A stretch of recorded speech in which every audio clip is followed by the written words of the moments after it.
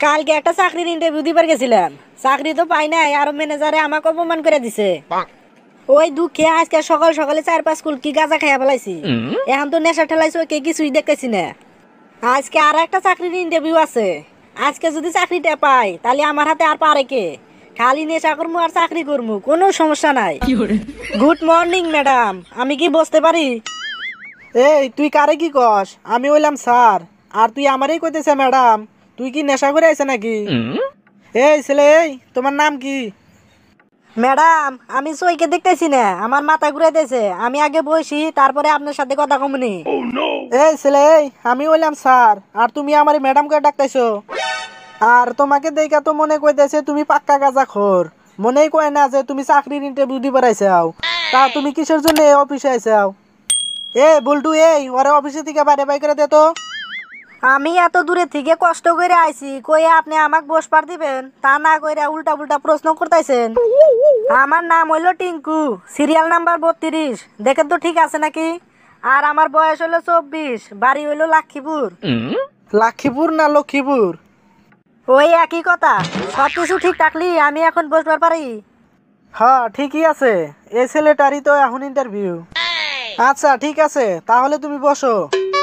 এই ছেলেকে দেখে তো মনেই কয় না যে চাকরির ইন্টারভিউ দিবার আইছে। আমার মনে কয় নেশা করে আইছে। কি আর করা যাবো, ইন্টারভিউ দিবার আইছে, ইন্টারভিউটা নিয়ে নই। তুমি কি রেডি আছাও? আমি কল প্রশ্ন ধরা শুরু করলাম। স্যার, আমি রেডি আছি, আপনি কোনো চিন্তাই করেন না, আপনি প্রশ্ন ধরা শুরু করেন। তুমি রেডি আছাও না নাই তা প্রশ্ন ধরলেই বুঝতে পারমু। আচ্ছা তুমি কও তো, 4 ভাই কুডুর কুডুর, 4 ভাই মিষ্টি মুদুর, 2 ভাই শুকনা কাঠ, 1 ভাই পাগলা নাক, এটার উত্তর কি হবো? কি? স্যারে আমাকে এমনি প্রশ্ন ধরলো? এত সোজা প্রশ্ন আরো কাউকে ধরে নাকি? স্যার তো দেখি আস্ত গাদা। স্যার, ওইটার উত্তর হইলো গরু। কেরে, এই প্রশ্নটা আমার বিয়ার মধ্যে ধরছিল, আমি বলতে পারি নাই। এই ছেলেটা কেমনে উত্তর দিল? আচ্ছা টিঙ্কু, তুমি কেমনে বুঝলা এই প্রশ্নের উত্তর গরু হবো? গাঁজা খাই আমি, আর নেশা হয় স্যারের। উত্তর আমি দিছি, তাও স্যারে বুঝতে পারে নাই। স্যার, 4 ভাই কুডুর কুডুর মানে গরুর 4টা ঠ্যাং। 4 ভাই মিষ্টি মুদুর মানে গরুর দুধের 4টা বাট। 2 ভাই শুকনা কাঠ মানে গরুর 2টা শিং। 1 ভাই পাগলা নাক মানে গরুর লেজ। এর আপনি বুঝে কোয়া লাগে? হ্যাঁ, এই ছেলে তো ভালোই উত্তর দিল। ওর প্রশ্নের উত্তর শুনে তো আমি খুব খুশি হয়ে গেলাম।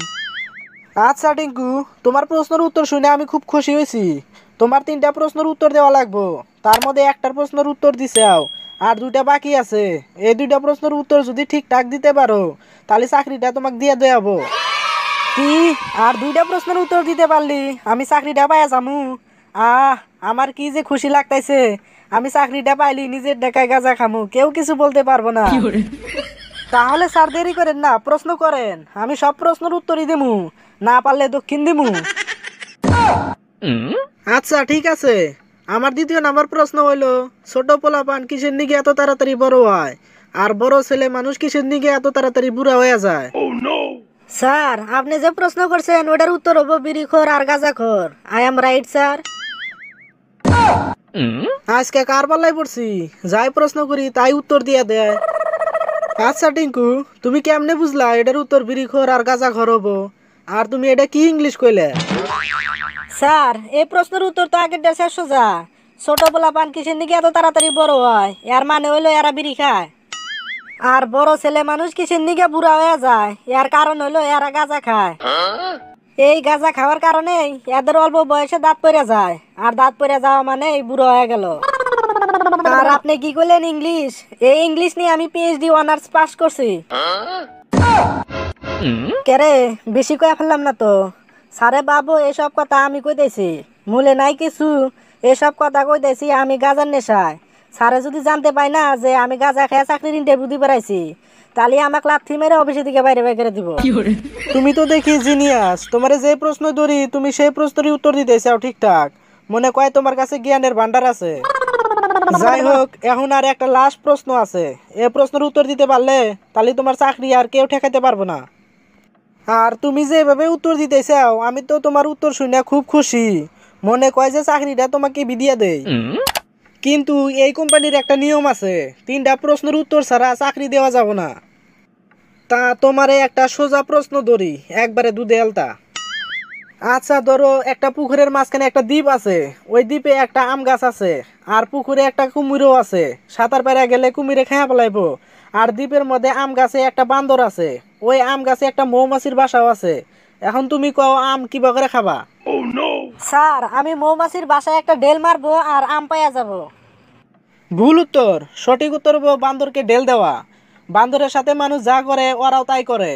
তুমি এর আগে দুইটা প্রশ্নের উত্তর দিছাও, তাই তোমার চাকরিটার হাতছাড়া করবার চাই না। তুমি কইলাও মৌমাছির বাসায় ডেল মারলে আম পাইয়া যাবাগা, কিভাবে অল্প বুঝিয়া বলো তো। স্যার আমি বান্দরকে ডেল মারলি বান্দর আম দিয়া ডেল না মারতে পারে, তবে মৌমাছির বাসায় যদি ডেল মারি তাহলে অবশ্যই মৌমাছি বান্দরকে কামড় দিব, আর বান্দরে বিরক্ত হয়ে আমাক আম দিয়া ডেল দিবই। তোমার কথাই তো দেখি যুক্তি আছে। যাও, তোমার চাকরি হয়ে গেছে, তুমি কালকে থেকে কামে জয়েন করবা। স্যার চাকরি যদি আমার হয়ে গেছে তাহলে আপনি একটা কাম করেন, আমারে 500 টাকা দেন, গাঁজা খাওয়া লাগবো। গাঁজা খাইতে না পারলি আমার মাথা ঠিক থাকবো না। কি তার মানে তুই গাঁজাখোর? আমি এতক্ষণে একটা গাঁজাখোরের চাকরির ইন্টারভিউ নিলাম। হাই রে সর্বনাশ, তুই গাঁজা খায় চাকরির ইন্টারভিউ দিবার আইছে? তোর দ্বারা এই চাকরি হবো না, তুই তাড়াতাড়ি বাড়াইন দিকে। মনে হয় এই চাকরিটাও গেল।